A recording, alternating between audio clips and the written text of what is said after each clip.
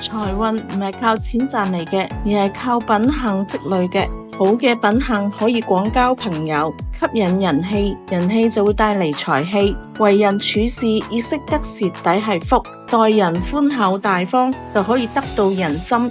有人氣自然就會有財氣。先做好自己，維護好人際關係，先可以遇到貴人，積累更大嘅財富。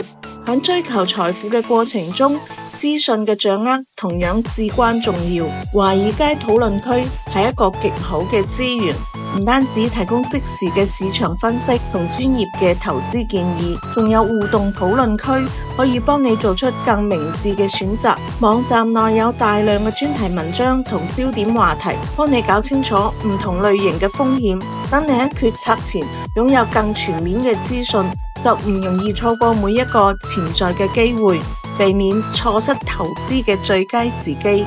財富嘅增長唔單止係數字嘅變化，更係智慧、人脈同品德嘅綜合體現。資訊決定選擇，選擇決定未來，而正確嘅資訊就好似一面鏡，幫助我哋睇清楚方向，做出更明智嘅選擇。